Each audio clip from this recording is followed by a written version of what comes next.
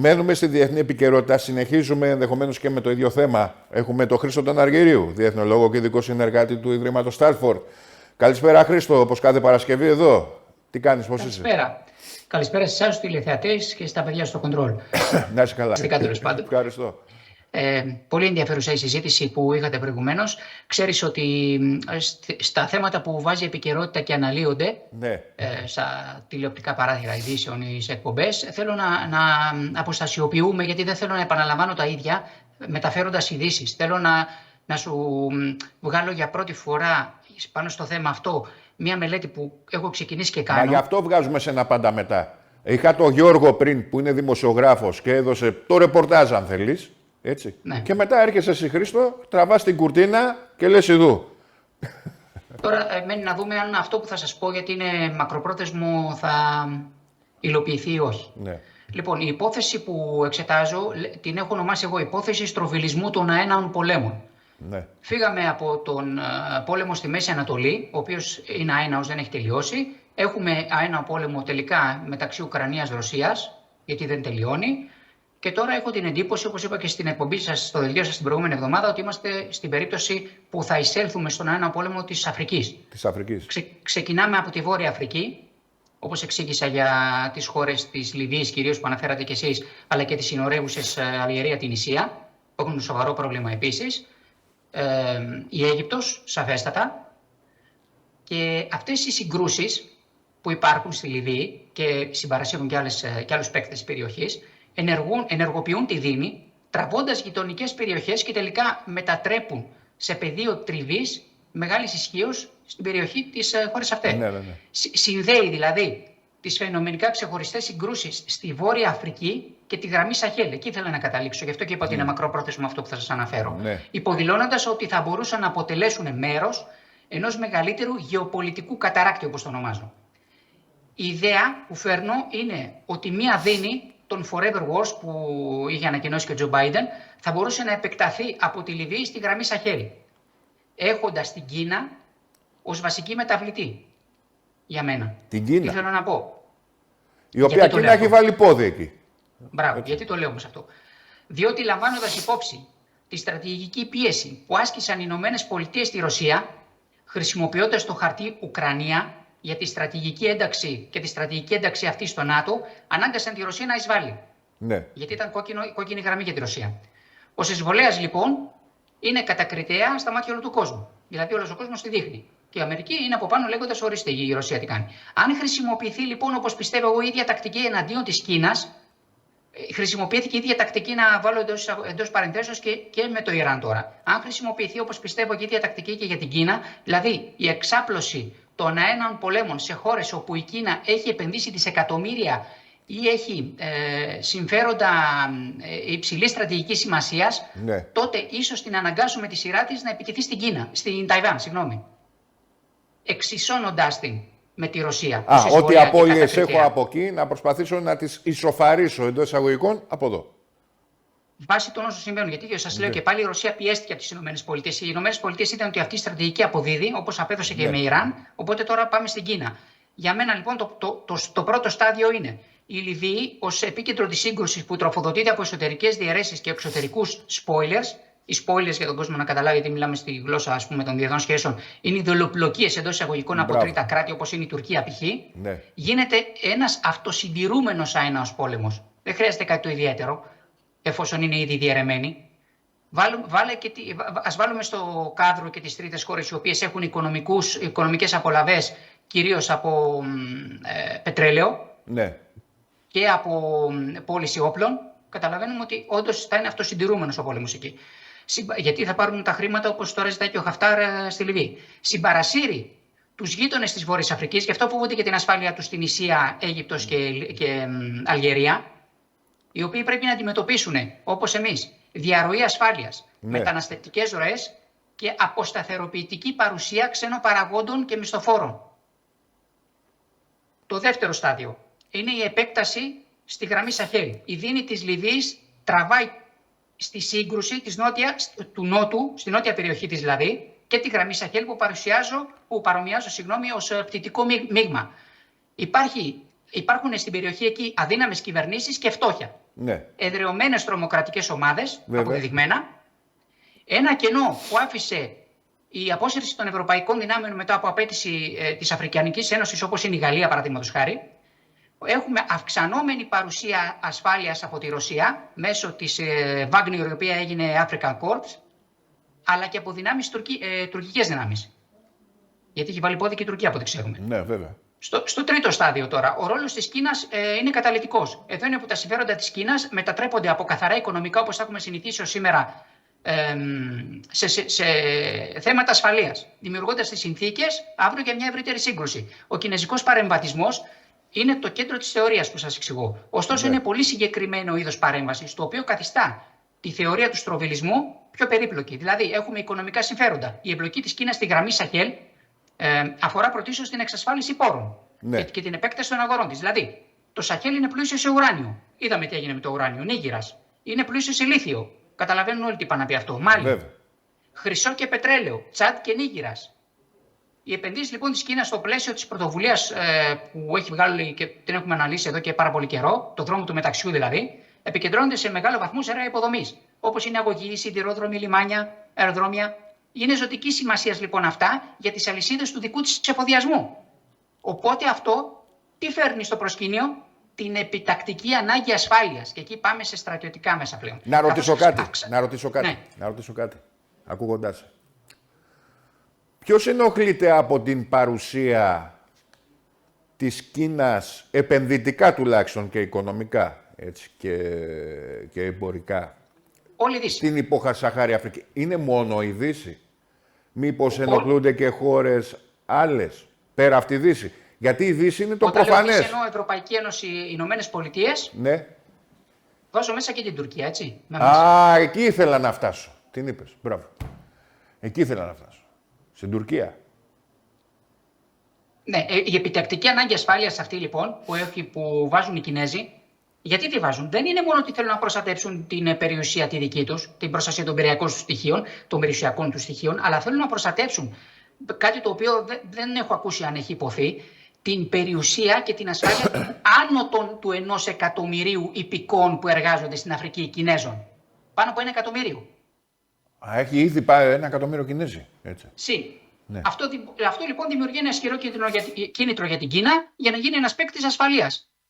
Ωραία. Προχωρώντας πέραν από την παραδοσιακή πολιτική της μη παρεμβολής, η οποία έχει λήξει τουλάχιστον από την ημέρα που εισέβαλε η Ρωσία στην Ουκρανία και την υποστήριξε το Υπουργείο Εξωτερικών της Κίνας, άρα η Κίνα. Επίσης έχουμε μια μη δυτική προσέγγιση στην Αφρική. Η Κίνα ως μια μη παρεμβατική χώρα υπερέσχισε στα αυτιά των διοικούντων αυτών των χωρών που είχαν συνηθίσει και είχαν βαρεθεί, είχαν κουραστεί από τη δυτική στρατιωτική παρουσία, αλλά κυρίως από τους απικιοκρατικούς όρους της Δύσης για το τι θα λάμβαναν και πώς. Γιατί ας μην ξεχνάμε ότι είχαν συνεχή παρέμβαση στα πολιτικά δρόμενα, ενώ η Κίνα μέχρι τώρα δεν έχει. Ακόμα. Αυτό είναι αλήθεια. Ακόμα δηλαδή και μετά το τέλος της απικιοκρατίας, οι πολιτικές παρεμβάσεις συνεχίζονταν με άλλους τρόπους. Μπράβο. Τώρα σε αντίθεση σωστά, έχουμε τακτικές παρεμβάσεις. Σε αντίθεση με την άμεση στρατιωτική παρέμβαση που παρατηρείται από τη Γαλλία, παραδείγματος χάρη την προσέγγιση της Ρωσίας, η δέσμευση για ασφάλεια. Η δέσμευση της ασφάλειας της Κίνας μάλλον είναι πιο βαθμονομημένη, καλυμπραρισμένη που λένε. Ναι. Έχουν ξεκινήσει πολλοί όπλων. Η Κίνα έχει γίνει κορυφαίος προμηθευτής όπλων σε πολλά αφρικανικά έθνη συμπεριλαμβανομένων της γραμμής Σαχέλ. Εκπαιδεύει στρατιώτες με δικό της εξοπλισμό, τοπικούς στρατούς, ενισχύοντας την ικανότητά τους. Έχει δημιουργήσει την πρώτη ξένη βάση στο Τζιμπουτί, η οποία παρέχει στρατηγική βάση για επιχειρήσεις στην Ερυθρά Θάλασσα και στον κόλπο του Άντεν.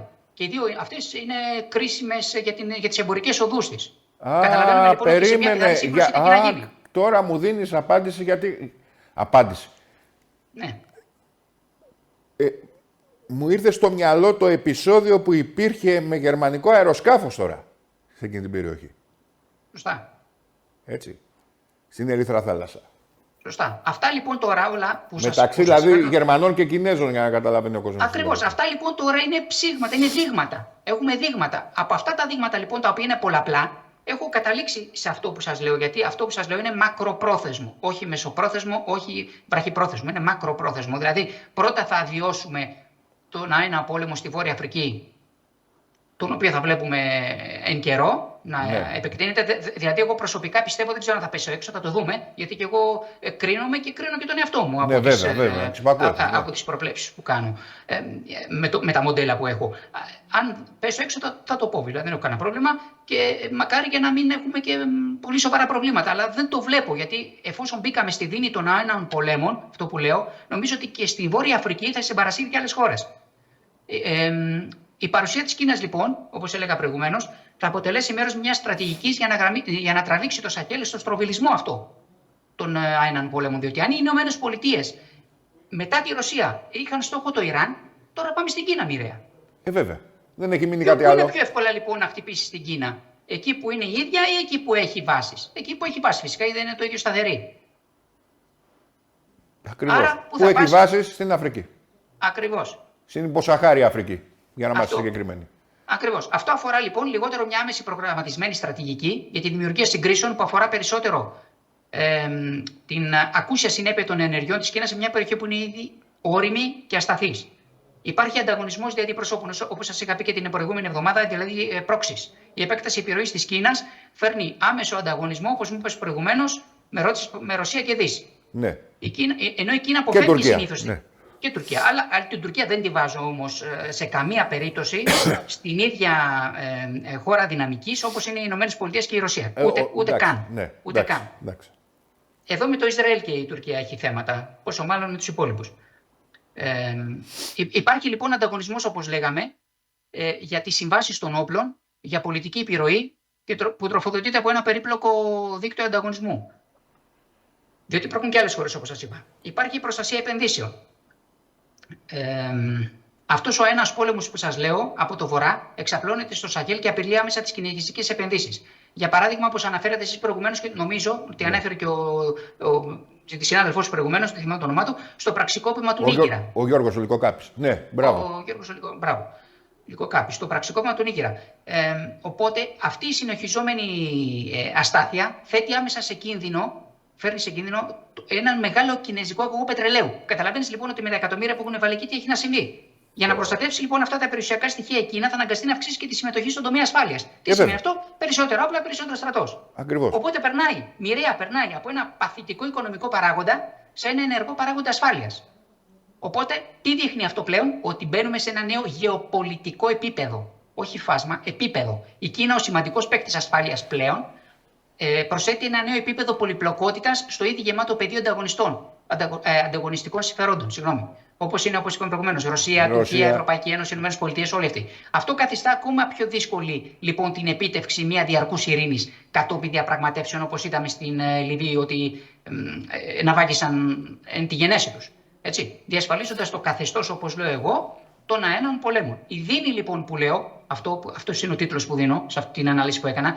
Ο στροβιλισμός των Forever Wars, των έναν πολέμων που προέρχεται από τη Βόρεια Αφρική, ιδιαίτερα από τη Λιβύη, πιστεύω πως μακροπρόθεσμα θα τραβήξει τη γραμμή Σαχέλ. Μια περιοχή που ήδη ζει με τις δικές της εσωτερικές συγκρούσεις. Άρα, για να γυρίσω λοιπόν στη Λιβύη, για τα τεκτενόμενα που συνέβησαν, θεωρώ ότι ήταν πολύ μεγάλο λάθος της Ευρωπαϊκής Ένωσης και απορώ με τη στρατηγική τους πως θεώρησαν σόφρον να περάσουν πρώτα να κάνουν πρώτα συνάντηση με τον Ντιμπέιμπα και κατόπιν να πάνε με το Χαφτάρ, συνάντηση στο Χαφτάρ, ενώ πρώτα έπρεπε να πάνε στο Χαφτάρ ή να μην πάνε καθόλου στον Ντιμπέιμπα, διότι τον στηρίζουν ούτως ή άλλως. Δεν χρειάζεται να παρουσιαστούν. Αυτό έκανε έξαλλο το Χαφτάρ. Εφόσον χρειάζεσαι κάτι από το Χαφτάρ, πώς πας και περνάς πρώτα από την δυτική πλευρά και όχι από την Τρίπολη, από την περκιά του Χαφτάρ? Ήταν τελείως λάθος. Θα μπορούσαν να κάνουν τη συνάντηση με τον Ντιμπέιμπα σε μια άλλη χρονική στιγμή. Δεν χρειάζονταν να το κάνουν. Έχουν χρόνο στην Ευρωπαϊκή Ένωση, δεν τους έφαγε δουλειά. Έχουν χρόνο. Για όνομα του Θεού. Όπως θεωρώ λάθος, δεν ξέρω τώρα με συμφέρει αυτό που λέω, αλλά θα το πω γιατί συνήθως λαλώ τη γλώσσα της αλήθειας που λέγανε και στην αρχαία Ελλάδα. Θεωρώ μεγάλο λάθος της κυβέρνησης ότι αντικατέστησε τον Νίκο Δένδια με τον κύριο Γεραπετρίτη. Αν μιλάς για το Υπουργείο Εξωτερικών. Ο Νίκος Δένδιας, όταν ήταν Υπουργός Εξωτερικών της Ελλάδας, επί θητείας του, η Ελλάδα είχε παρουσία στη γραμμή Σαχέλ και είχε ανοίξει αρκετά προξενία. Συγγνώμη, περιλαμβάνωτο στη στρατιωτική, στην αμυντική, πες το πως θες, συμφωνία Γαλλίας-Ελλάδος. Το Σαχέλ. Διότι η Γαλλία απεσύρθη. Σιγά σιγά άρχισε να αποσύρεται. Μπράβο. Οπότε η Ελλάδα ήταν ένα πολύ καλό πάτημα και για τη Γαλλία, εφόσον έχουμε αυτές τις σχέσεις που έχουμε, να μπορέσει να εκκινήσει η χώρα μας, να αφήσει το αποτύπωμά της και στο εξωτερικό, σε χώρες επικίνδυνης ζώνης, όπως θεωρώ ότι είναι η γραμμή Σαχέλ ή η Βόρεια Αφρική. Και αυτό έπρεπε να συνεχίσει. Η δικιά μας παρουσία, όταν έγινε αυτό που έγινε με τη Λιβύη, σε Αλγερία και την Ισία, πού ήταν? Επί Νίκου Δένδια να συμπληρώσω ότι υπήρχε και το Φόρουμ Φιλία, αν δεν κάνω λάθος ότι λέγεται, με Σαουδική Αραβία, νομίζω και Ηνωμένα Αραβικά Εμιράτα, αν δεν κάνω λάθος. Τέλος πάντων υπήρχαν στρατηγικές κινήσεις που κάναμε. Τώρα δεν μου αρέσει αυτό που βλέπω, ότι ακολουθούμε εμείς τα γεγονότα, αλλά δεν δημιουργούμε εμείς τα γεγονότα ή τρέχουμε πίσω από τα γεγονότα, αντί να είχαμε ήδη μια στρατηγική ασπίδα ασφάλειας η οποία θα μας προστάτευε από τα γεγονότα που τρέχουν μπροστά μας. Δεν ξέρω αν είμαι κατανοητός. Έπρεπε στρατηγικά δηλαδή να γνωρίζουμε ότι μπορεί να συμβεί και αυτό. Άρα, εφόσον μπορεί να συμβούν ΑΒΓ αυτά τα τρία γεγονότα, έπρεπε να είχα ΑΒΓ αυτά τα τρία αμυντικά συστήματα στρατηγικής. Αυτή είναι η δικιά μου δουλειά και αυτό και τα λέω έτσι. Γι' αυτό και είπα για τον Νίκο Δένδια και για τον κύριο Γεραπετρίτη που είναι ενεργεία. Οπότε οι κινήσεις αυτές, αν είδατε και τη γλώσσα του σώματος, γιατί όλα μετράνε, στη συνάντηση με τον Χαφτάρ, δεν ήταν υπρέπουσα. Δηλαδή δεν μπορεί να παρακαλάς τον πολέμαρχο μιας χώρας η οποία είναι διαιρεμένη να έρθει στη δική σου χώρα, η οποία έχει το πρεστίζ που έχει, όποιο είναι αυτό στην Ευρωπαϊκή Ένωση ή στην Δύση. Δεν μπορεί να το κάνεις αυτό. Δεν μπορεί οι κινήσεις του σώματός σου να είναι τέτοιες να τον τραβάς, δηλαδή να τον. Δεν μπορώ να επεκταθώ, αλλά ήταν όλα λάθος. Όχι. Νομίζω ότι έγινες απόλυτα κατανοητός, Χρήστο. Νομίζω ότι έγινες απόλυτα κατανοητός. Η αλήθεια είναι, οι εξελίξεις, αν θέλεις, σε επιβεβαιώνουν, γιατί ειδικά με το θέμα της Λιβύης, το τελευταίο χρονικό διάστημα, τους τελευταίους μήνες, μάλλον τρέχουμε πίσω από τα γεγονότα. Και να συμπληρώσω ότι η Τουρκία δεν την έβαλα στο κάδρο, όπως μπορεί να περιμένει ο αρκετός κόσμος, γιατί εδώ τα μίντια την Τουρκία την έχουν μεγαλοποιήσει και την έχουν κάνει σαν ένα μοντέρνο Γολιάθ, ας το πούμε έτσι. Δεν λέω ότι δεν έχει μέγεθος, αλλά ας μην το παρακάνουμε κιόλας. Τις ξέρεις τις υπερβολές τώρα, εντάξει. Τις ξέρω, αλλά καλό είναι όμως να ακούγεται και αντίλογος. Διότι όταν η Τουρκία πάτησε Λιβύη, να αφήσει τα drones, δεν έμεινε τίποτα μετά τον βομβαρδισμό του Ραφάλ. Το θυμάσαι? Βέβαια. Αλήθεια είναι. Ακριβώς. Αυτό δεν το λέει κανείς όμως, και εγώ δεν είδα η Τουρκία μετά να επιχειρήσει τίποτα παρόμοιο. Τώρα πάει και κάνει την συνεργασία με το Χαφτάρ, αλλά και πάλι δεν ξέρω το αναγνωριστικό που θα περάσει από ποια χώρα θα είναι και τα Ραφάλ που θα ξαναπεράσουν από πάνω εκ νέου ή τα όποια αεροσκάφη δεν ξέρω από ποια χώρα θα είναι. Διότι δεν ήταν λιβικά. Δεν είναι ότι χτύπησε η Λιβύη. Όχι. Μπράβο. Άρα το αποτύπωμα της Τουρκίας, ας το μικρύνουν λίγο κάποιοι συνάδελφοι και κάποιοι συνάδελφοί σου δημοσιογράφοι, γιατί το παράκαναν λίγο. Και αυτό είναι, ξέρεις, δεν κάνει καλό για όσους μας ακούν, διότι δεν είναι γνώστες του τι συμβαίνει στο παγκόσμιο στερέωμα ή στην σκηνή της γεωπολιτικής. Και ακούνε, ρε παιδί μου, ξέρω εγώ, η Τουρκία αυτό, η Τουρκία τ' άλλο, και σου λέει η Τουρκία και εμείς τίποτα. Και ένα άλλο σημείο που θέλω να σταθώ κλείνοντας, αν δεν έχεις να με ρωτήσει κάτι, είναι ο Τζιμ Ρος, ο πρόεδρος της Επιτροπής Εξωτερικών Υποθέσεων της Γερουσίας, που εξετάζοντας την Guilfoyle για την επικύρωση του διορισμού της ως πρέσβυρα της στην Ελλάδα, των ΗΠΑ εδώ, είπε ότι δικό μου ήταν το σχέδιο να απορρίψουμε την Τουρκία από τα F-35. Βέβαια, το είπε. Εσένα ποια είναι η θέση σου, ρώτησε την νέα πρέσβυρα της Ελλάδος, των ΗΠΑ, συγγνώμη, στην Ελλάδα. Ποια είναι η θέση σου? Και φυσικά συμφώνησε. Άρα καταλαβαίνουμε ότι εφόσον υπάρχει αυτή η αποστροφή από τις ΗΠΑ, άσχετα με τις ανοησίες που λέγονται περί Τραμπ, γιατί σας έχω εξηγήσει και για τον Τραμπ τι συμβαίνει με το βαθύ κράτος των ΗΠΑ και ότι είναι σε μια συνεχή περιδίνηση, και το καταλαβαίνουμε, για όποιον γνωρίζει τη γλώσσα του σώματος, το καταλαβαίνουμε από τις τελευταίες ειδήσεις που βγαίνουν στην επιφάνεια. Δείτε τη στάση του σώματος ή το κεφάλι, την έκφραση του Τραμπ. Δεν έχουν καμία σχέση με τις πρώτες εβδομάδες εκλογής του. Όχι. Έχει κυλήσει πολύ νερό στο αυλάκι. Ξέρει ότι δεν μπορεί να πραγματοποιήσει αυτά που θέλει. Ποτάμι το ξέρει. Όπως το έμαθε κατόπιν εορτής και ο πρόεδρος Ομπάμα. Δεν είναι τα πράγματα όπως τα δείχνει η κάμερα ή όπως φαίνονται. Υπάρχουν πολλά από πίσω. Και εγώ προσπαθώ να σας τα εξηγήσω μέχρι τον βαθμό που μου επιτρέπετε. Ξαναλέω. Έτσι. Οπότε έχεις τις Ηνωμένες Πολιτείες στο πλευρό σου, έχεις τη Γαλλία στο πλευρό σου. Δεν βάζω την υπόλοιπη Ευρωπαϊκή Ένωση, τουλάχιστον προς τώρα. Γιατί λοιπόν να μην έχεις και κάποιες χώρες της Βόρειας Αφρικής που σε ευνοούν, όπως είναι η Αλγερία και την Ισία, από τη στιγμή που και εκείνες αντιτίθενται στην παρουσία της Τουρκίας στη Λιβύη. Μπορεί να μην είναι, και να συμπληρώσω ότι είναι χώρες οι οποίες έχουν υπογράψει το UNCLOS. Ναι. Τη Σύμβαση των ΗΠΑ για το Δίκαιο της Θάλασσας. Οπότε μπορούμε να έρθουμε σε μια ευθεία γραμμή, διότι και αυτές οι χώρες είναι υπέρ του διεθνούς δικαίου και του. Βέβαια, έχεις δίκιο σε αυτό, ναι. Ακριβώς. Χρειάζεται να το πω εγώ, δεν μπορώ να το καταλάβω. Κάποιος πρέπει να το πει, Χριστό μου, τι να γίνει. Ναι, θέλω να πω ότι το Υπουργείο Εξωτερικών δεν είναι άνθρωποι οι οποίοι δεν εργάζονται ή δεν δίνουν την ψυχή τους για τη χώρα. Όχι, τον αντίο. Ούτε θα τους βάλουμε όλους σε μια κονσέρβα, όπως λένε, σε ένα τσουβάλι. Όχι, και θα έτσι, έχεις δίκιο σε αυτό.